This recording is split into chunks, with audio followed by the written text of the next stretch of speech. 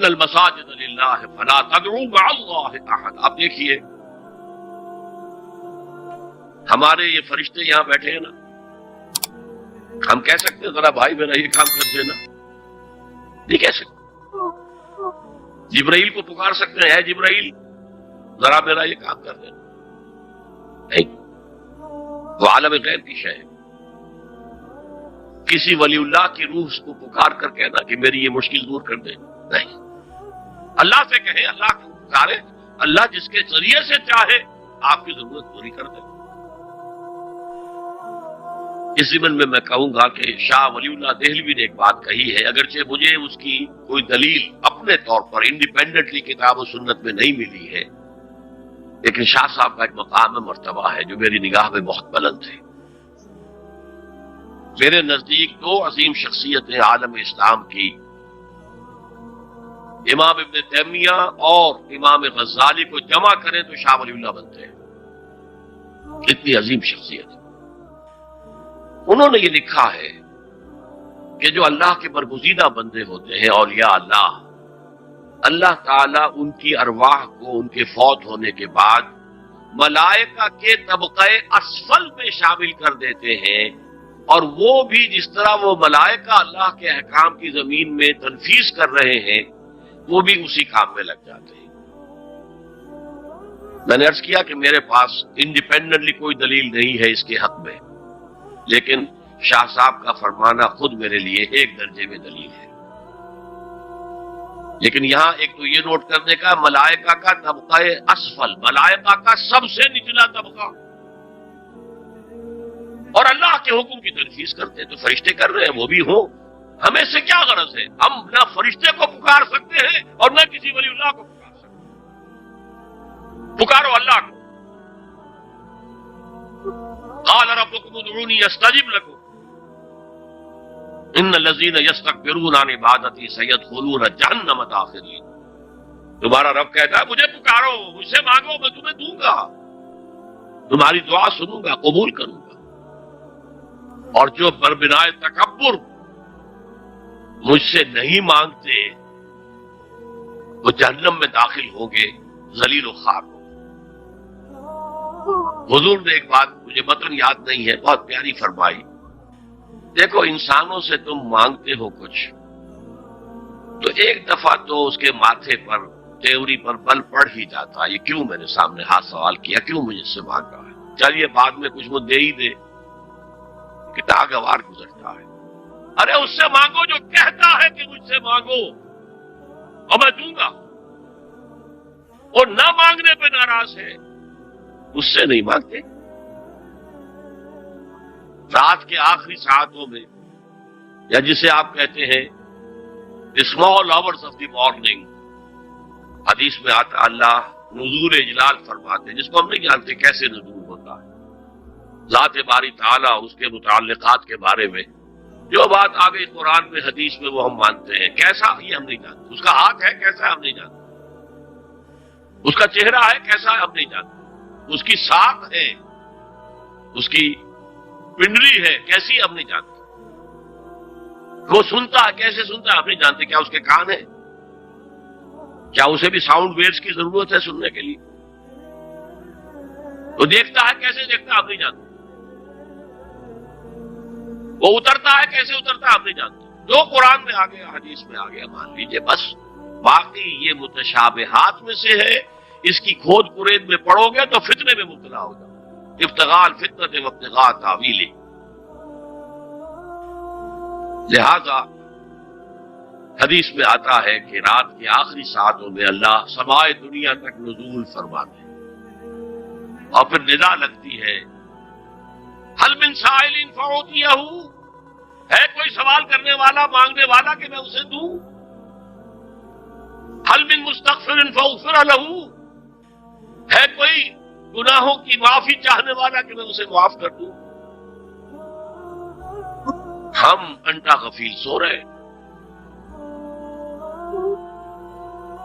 ہم تو مائل بکرم ہیں، کوئی سائل ہی نہیں، راہ دکھلائیں کسے، رہنم منزل ہی نہیں، راہ کسے دکھا،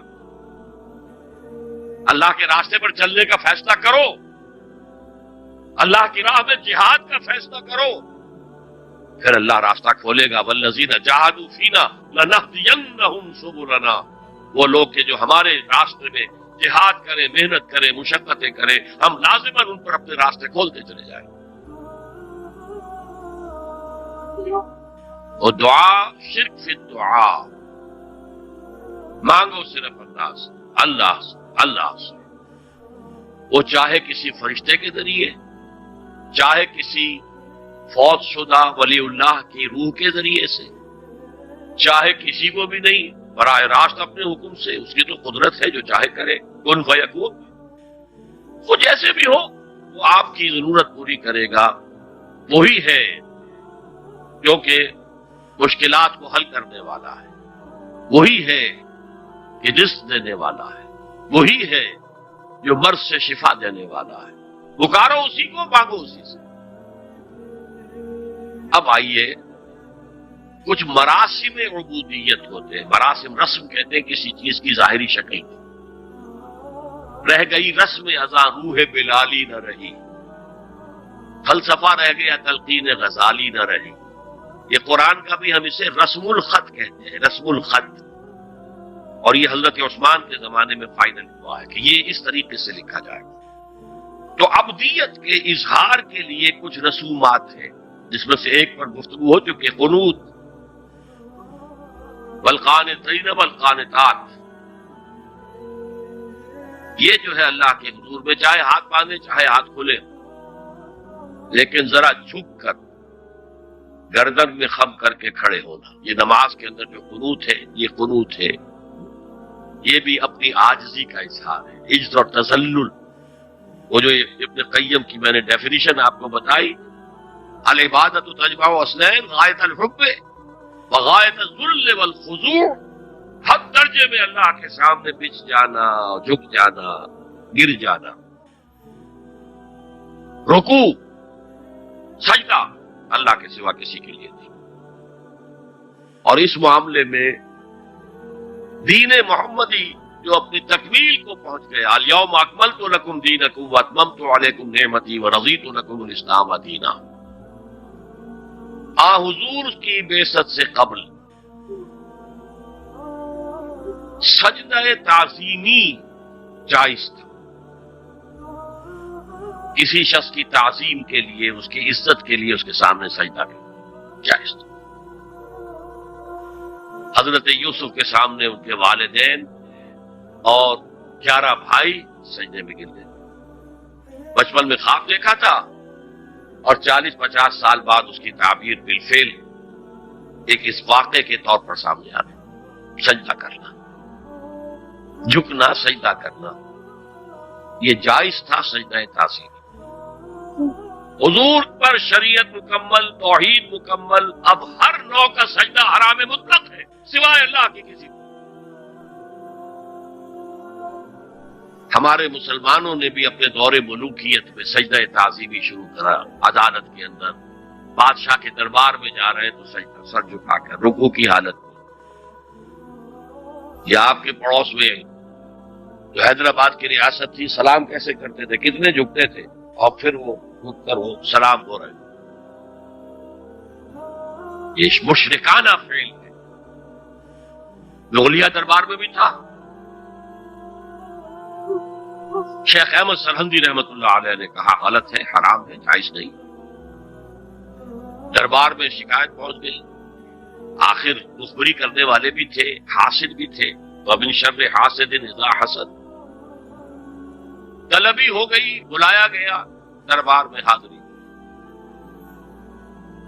اور ایسا اہتمام کیا گیا کہ جب حضرت مجدد آگے آئے بادشاہ تک جانے کے لیے تو درمیان میں ایک دیوار سی حائل کر کے اس میں کھڑکی کھول دی کہ اس میں سے جھک کر گزریں گے نا تو رکوع کسی درجے میں تو ہو جائے گا۔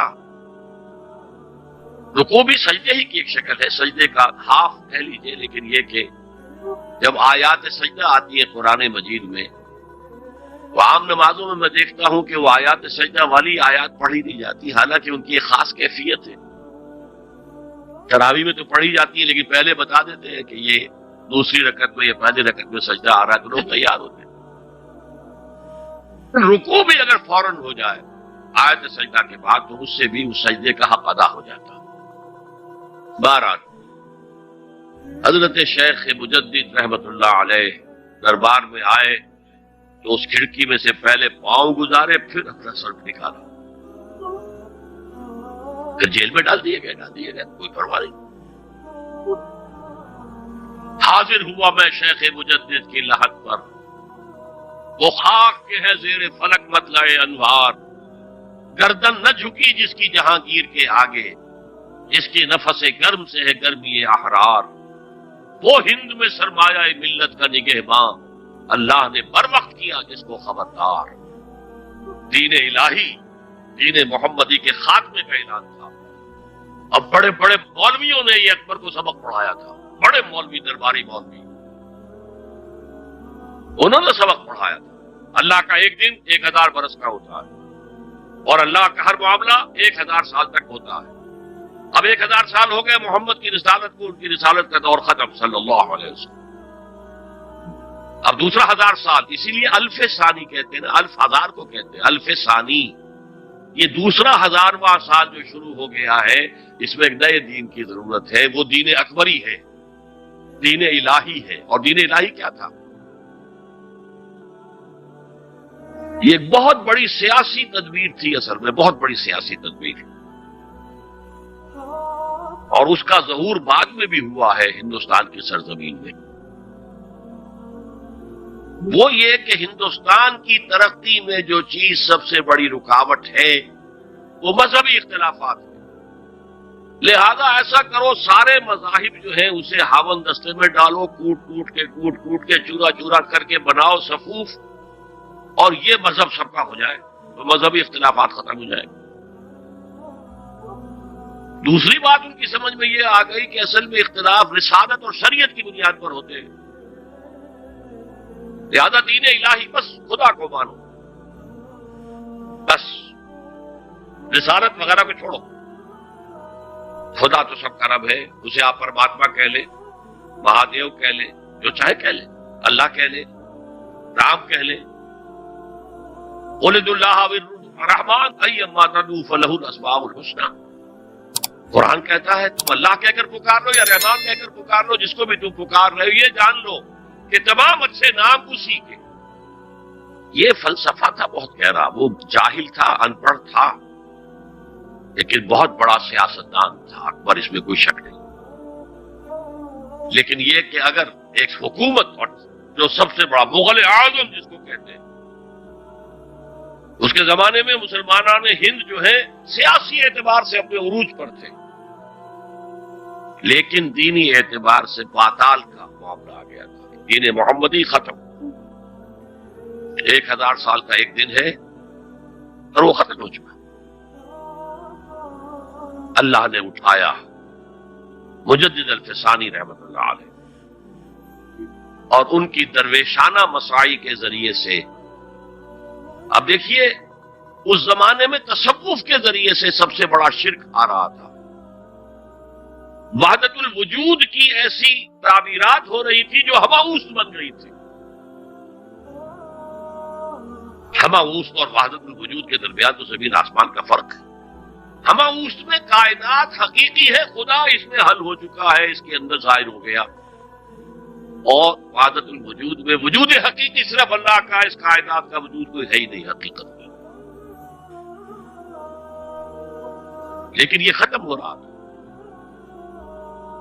اس پہلو سے مجدد الف ثانی کے مجدد اعظم کو اللہ نے کھڑا کیا. شیخ احمد حضرت عمر کی اولاد سے تھے، فاروقی تھے. شاہ ولی اللہ بھی فاروقی تھے. لگے فاروقیم کہتے ہیں شیخ احمد سندھی، میری فاروقی رگ بھڑکتی ہے اس وقت.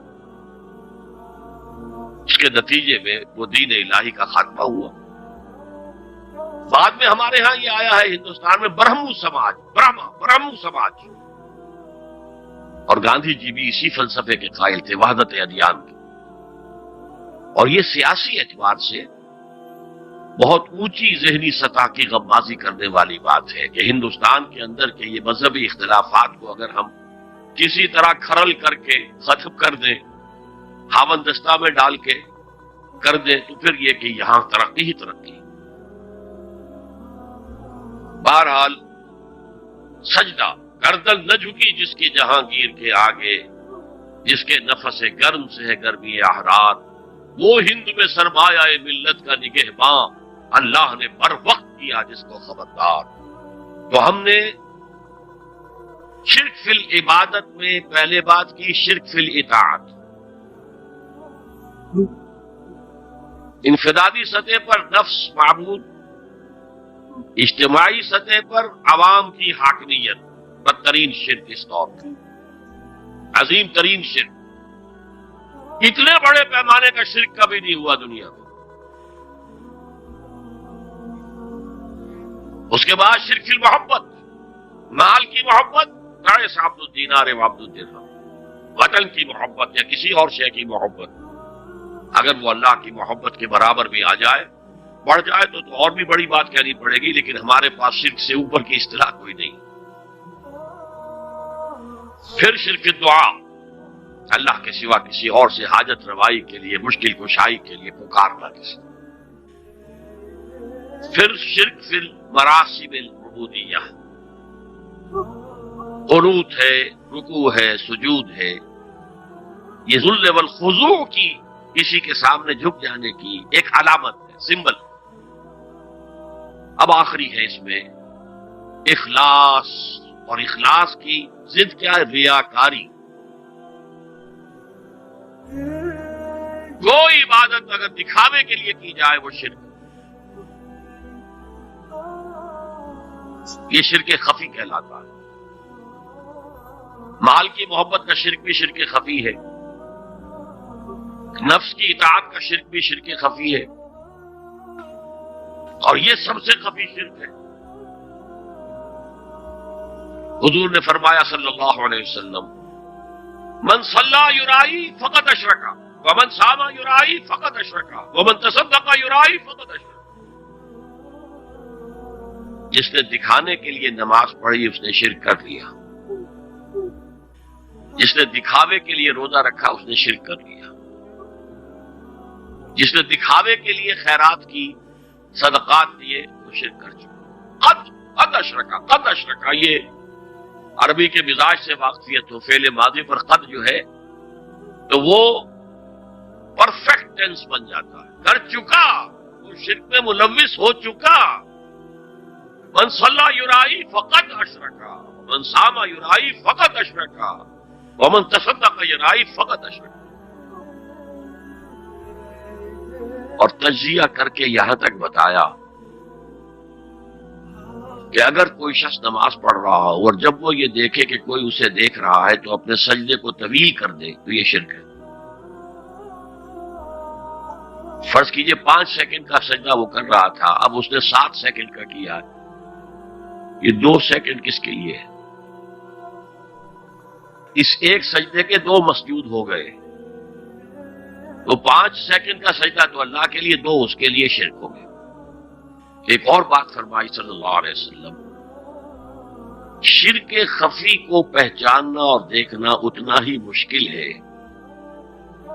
جتنا کہ کسی سیاہ شب میں، تاریک رات میں، کسی سیاہ پتھر پر چلنے والی سیاہ چیونٹی کو دیکھنا مشکل۔